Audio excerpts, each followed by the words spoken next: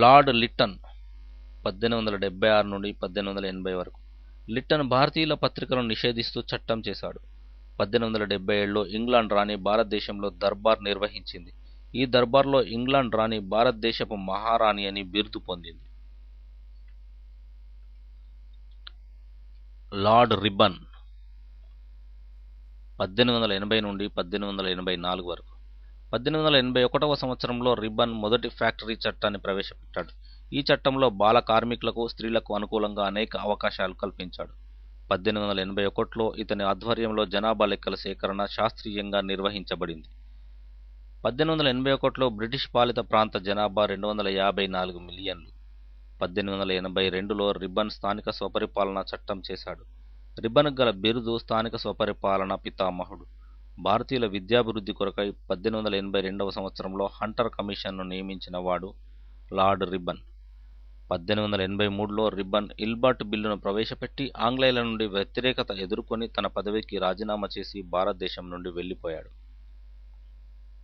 Lord డఫిల్ 1884 నుండి 1888. 1885వ సంవత్సరంలో ఏవో హ్యూమ్ ఆధ్వర్యంలో డబ్ల్యూసి బెనర్జీ అధ్యక్షతన భారత జాతీయ కాంగ్రెస్ ఏర్పాటైనది. డఫిన్ రెండవ సమావేశంలో పాల్గొన్న కాంగ్రెస్ నాయకులకు విందు ఇచ్చాడు. లార్డ్ లాన్స్డౌన్ 1888 నుండి 1894.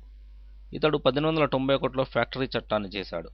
1892 ఇండియన్ కౌన్సిల్ యాక్ట్ ప్రకారం భారతీయులకు శాసన మండలిలో ఎక్కువ మందికి సభ్యత్వం కల్పించబడింది. 1893వ సంవత్సరంలో భారత్ ఆఫ్ఘనిస్తాన్ మధ్య నియంత్రణ రేఖను గుర్తించడానికి డ్యూరాండ్ కమిషన్ను నియమించాడు. లార్డ్ ఎల్జిన్ ఇతని కాలంలో 1897లో ఇద్దరు బ్రిటిష్ అధికారులు పూనా నగరంలో కాల్చి చంపబడ్డారు. లార్డ్ కర్జన్ 1899 నుండి 1905 వరకు.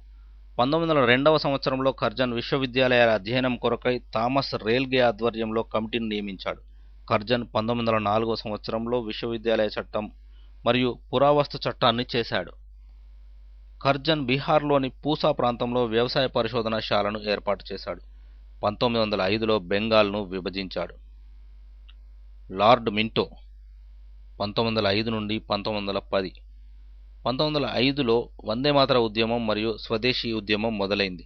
1906లో ఆగాఖాన్ సలీముల్లా ఆధ్వర్యంలో ముస్లిం లీగ్ స్థాపించబడింది.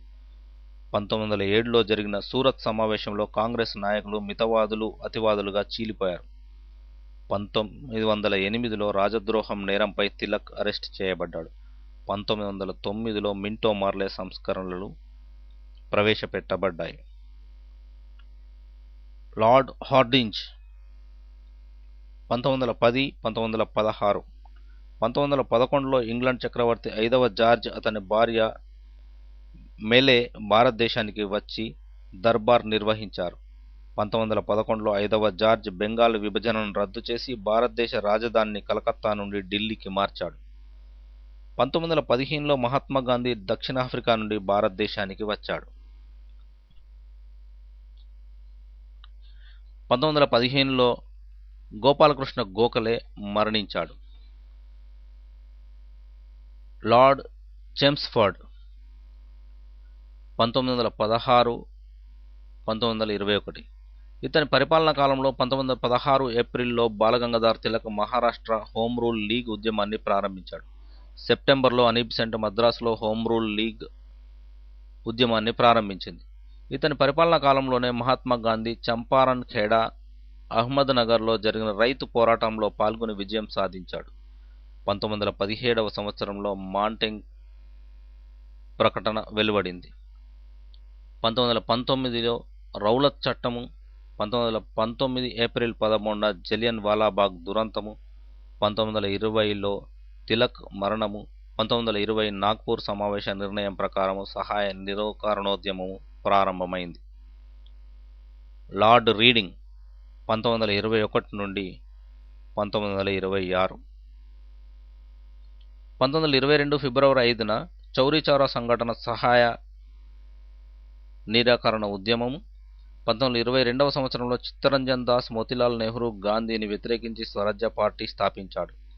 1925లో ఆర్ఎస్ఎస్ రాష్ట్రీయ స్వయం సేవా సంస్థ ఏర్పాటైంది.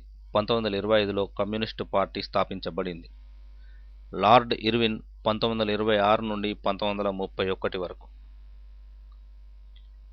ఇతనికి గల బిరుదు క్రిస్టియన్ వైస్రాయ్. 1927లో భారతదేశానికి సైమన్ కమిషన్ వచ్చింది. 1927లో All India State People Conference ఏర్పాటైంది. ఈ సమావేశానికి అధ్యక్షుడు జవహర్ లాల్ నెహ్రూ. 1928లో నెహ్రూ రిపోర్ట్ సమర్పించబడింది. 1928లో మహమ్మద్ అలీ జిన్నా రిపోర్టు సమర్పించబడింది. 1929లో పూర్ణ స్వరాజ్ తీర్మానం చేయబడింది. 1930 మార్చి 12న గాంధీ దండియాత్ర ప్రారంభించాడు. 1930 ఏప్రిల్ 6న గాంధీ శాసనాన్ని ఉల్లంఘించి ఉప్పు తయారీ చేశాడు. 1930 మొదటి రౌండ్ టేబుల్ సమావేశం ఏర్పాటైంది. 1931 లండన్లో జరిగిన రెండవ రౌండ్ టేబుల్ సమావేశానికి గాంధీ హాజరైనాడు. 1931 గాంధీ ఇర్విన్ ఒడంబడిక జరిగింది. 1932 మూడవ రౌండ్ టేబుల్ సమావేశము లార్డ్ వెల్లింగ్టన్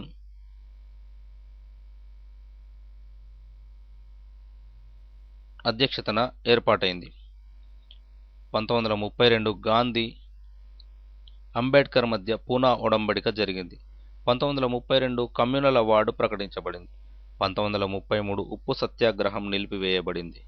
1935 భారత ప్రభుత్వ చట్టం చేయబడ్డది. లిన్ లిత్గో 1936 నుండి 1943 వరకు. 1937లో భారతదేశంలోని అనేక రాష్ట్రాలలో కాంగ్రెస్ ప్రభుత్వాలు ఏర్పాటైనవి. కాంగ్రెస్ ముఖ్యమంత్రులు గాంధీ కలలు కన్న బేసిక్ విద్యా విధానాన్ని, గ్రామ స్వరాజ్యాన్ని తమ రాష్ట్రాలలో ప్రచారం చేశారు. 1939లో రెండో ప్రపంచ యుద్ధం ప్రారంభమైంది. ఆంగ్లేయులు భారతదేశాన్ని జర్మనీకి, ఇటలీకి శత్రురాజ్యంగా ప్రకటించారు. ఈ సంఘటనతో కాంగ్రెస్ పార్టీ ముఖ్యమంత్రులు తమ పదవులకు రాజీనామా చేశారు. 1940లో ప్రత్యేక పాకిస్తాన్ విధానం ప్రారంభమైంది. 1941లో భారతదేశం నుండి సుభాష్ చంద్రబోస్ పరారీ అయ్యాడు. 1942